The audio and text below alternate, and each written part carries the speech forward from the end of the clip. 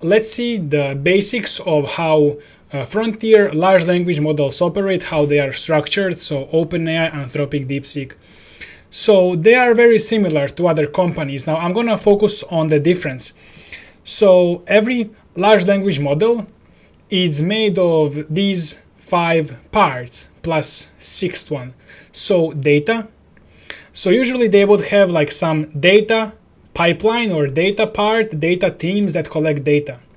Pre-training, post-training, evaluation, and inference. So I'm going to explain each of these individually.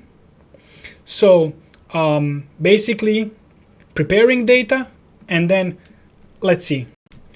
First part is they download the whole internet, web data, everything. So collect the web, extract text, extract images, classify, and then filter spam or toxic stuff. This is pre-processing, deduplication of same pages. And data can be human or synthetic. Synthetic data has some issues. It's not diverse. It's not so good. Human data is better, but it's limited. Synthetic can be unlimited, but we don't have good systems for that now, but there are some good systems emerging. So tokenize, you know, turn text into tokens. I will assume you know what tokens are. And then mixture. So you want to have like good proportions of code, math, web, books. Basically, model is going to learn based on data you have. Data is extremely important. Just changing dataset can make your model performance a lot better or a lot worse. Pre-training, this is the big expensive part. So usually $500,000 to $5 million to $50 million even, depending on how big the model is. And this has a lot to do with the transformer architecture. So here the architectural choices are made. So the purpose of pre-training is for the model to just learn the base knowledge. So you'll see later that post-training is for reasoning and logic. And pre-training, the first is just like to learn the meaning of words, the facts. It knows about football players, about countries, all of these things. And so here we're going to have some architectural choices. So attention, mixture of experts, feed forward, position normalization. And this is maybe the most important, like what is the idea? Like what is it trying to learn? Well, in this case, it's trying to predict the next word in the data. But anyways, objective is like the most important thing. It's probably more important than if you use like reinforcement learning, transformer. Like the architecture is less important than what the objective of learning is and what's the idea behind how is it gonna like try to learn. What I mean is, if you're trying to build general intelligence, you should not focus on which architecture I should be doing. Is it transformer, reinforcement learning, GRPO? And instead, you should focus on what is it like, what is the way it's trying to learn. For example, GRPO is trying to predict the abstract idea, the abstract latent representation of some action, some state. So this is like, you don't need the particular transformer architecture. You can implement this in this idea of predicting the abstract state can be implemented with many different architectures. You don't need transformer in particular. So the most important thing is not like the architecture, the transformer. It's about like what is it trying to learn? What is it trying to predict, the next word or the abstract representation, etc.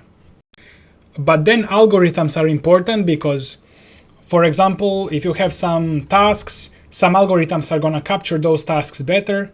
For example, in reinforcement learning, robotics, usually robot needs to do many things for it at the end to know if the result is good or bad. So it needs to do a lot of things and just gets a little like correct, incorrect at the end. So you need algorithms that are able to capture and to learn from doing many actions and getting very little feedback.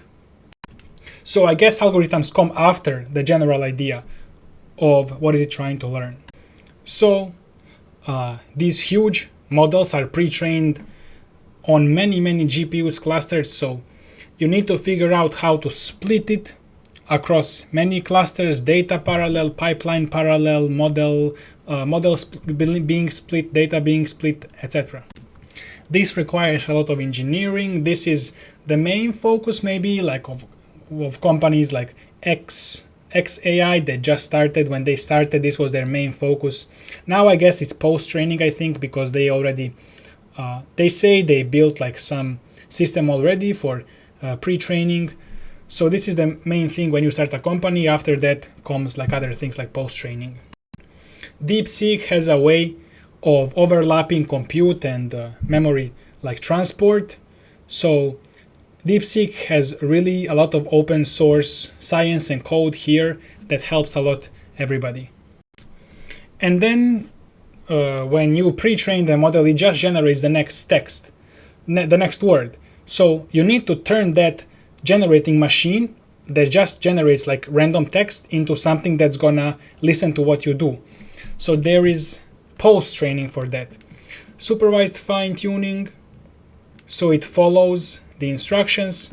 Preference optimization, so it learns what humans like. And reinforcement learning, so it becomes better at coding, math, reasoning. Currently, GRPO by DeepSeek is the standard. However, recently, I don't know who used PPO.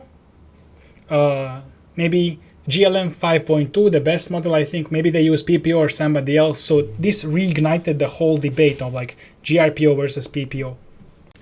And then serving the model inference, this is becoming very important. I said pre-training costs millions of dollars, but when you compare that to actually inferencing and serving the model, inferencing over the model's lifetime is going to spend a lot more money than just the pre-training. So this is billions of dollars or trillions, I don't know how many. I think not trillions though. So you want to optimize, like continuous batching, page KV cache, speculative decoding. DeepSeek just released their like technology for this, very good. Quantization, reducing the model size a lot for just a bit of drop in performance. And then split, pre-fill, decode, all these like techniques, there are more. So the foundation is the GPU kernels. That is like functions that run very fast that are optimized for the GPUs. Scaling laws, this is one of the foundations, like because you cannot do huge experiments, you need to do like small experiments and then try to figure out how which things from small experiments are going to scale onto big experiments without being able to experiment so much on the big experiments, big GPU numbers. Here is the list of all of the tools and stuff that are open source that can be used. You can become AI researcher in our school. There are courses, community, and every week we run a live.